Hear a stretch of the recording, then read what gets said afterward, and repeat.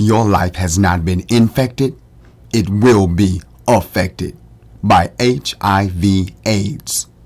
Prepare yourself to see Safe Place. Safe Place. It tells the story of a black man with HIV who fortunately survives the sexual abuse of his childhood and hopes to find a safe place of acceptance and genuine embrace in a Men with Issues weekly group. Safe Place. It was written by Darrell Pastor G. Gidron. It's an HIV awareness project. Can men with issues ever find and trust a safe place to release and be restored? Is there such a place? Safe Place.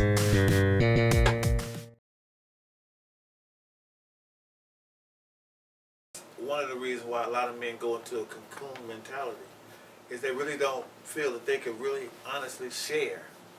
And so I know the message you're sending, and it's a very powerful message, and it's very real. And it's interesting that you even did this because you don't hear about AIDS today. You really don't hear about AIDS today.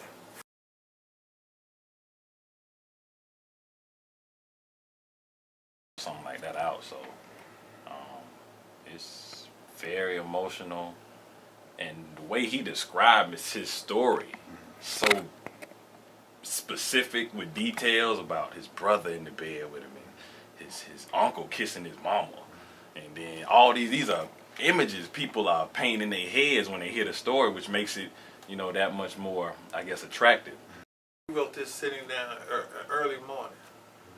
You just sat down, and that's what's amazing about this. But I know the God that I know how God just downpours things into you, and then He takes your experience. But to write this like this, man, it came from your heart.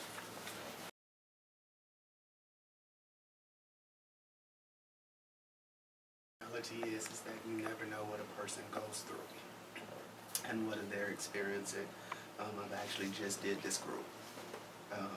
Just taught and helped facilitate an HIV group of people, and just different experience that people go through that they don't know how to cope or deal, because in there you still got Davis on the side that just got newly diagnosed and didn't know how to make mention. And so when Will opened up to say he was HIV positive, he said that gave him hope that he does not have to die, because he said his sister passed away because she wouldn't take the meds. And that's just making people aware of, even with medication, there's always side effects. And then, you got to deal with all that. So when you don't have anybody like Will, he went to his uncle and approached his uncle and said, this is what happened to him. And his uncle was like, well, this is what your dad did to me. So he just kind of shunned it down, and he said he's tried to reach out several times to people, but everybody's told him it was your fault. You need to repent. You need to do stuff. And so even when I told him in the group, sometimes we can push people into doing stuff that they never had a desire to do, just by reactions. So I mean, it's HIV itself is at an all-time high, and now they're treating it as now a STD. That's just the next thing, because now you can go to the store and get a package and take a test at home. So they're treating it to say it's okay now. It's just another thing to happen. So again, it's making people more aware that this is prevalent.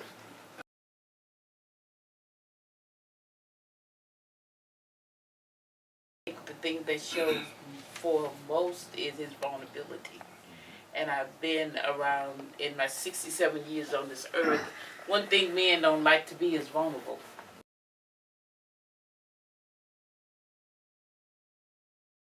And it's relevant.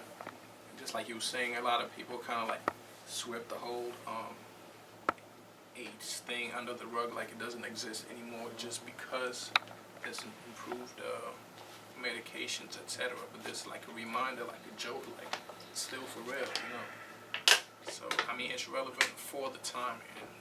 I think a lot of it had to do with it is vulnerability. That he was being introverted or guarded until he started talking.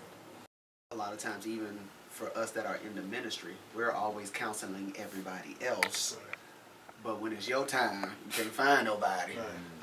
So that safe place for him was the group. It was that time of, okay, I done carried this load for long enough now. There has to be an atmosphere where a person can really be safe. You know, and it goes a long way. Will probably was quiet for a long time because he had to see trust. And he had to see a lot of things.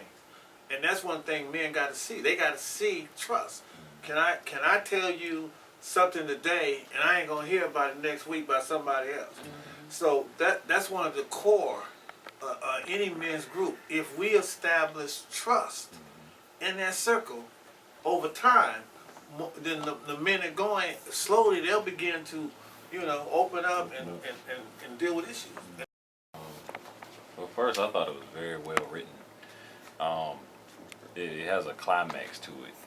Because then, like Minister Marty said in the beginning, what's wrong with Will? You don't quite know. And what's even more strange is you don't know any of these characters, but I don't know, for some reason you just feel connected to this group, this men's group. You feel like you might be in the audience watching, but you also feel like you in the group also, sitting as a brother on the side listening to the story. So for some, I don't know, it has a kinetic energy that it pulls you in, and you kind of feel connected to it. But to my first point is well written. It has that climax to build up, and then when Will finally pours it out, it's like, dang, like bro, really just.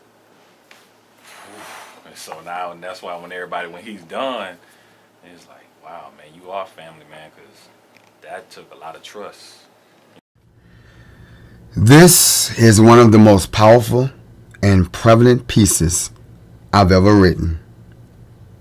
In the mid-1990s, I wrote and directed a stage play when AIDS hit home.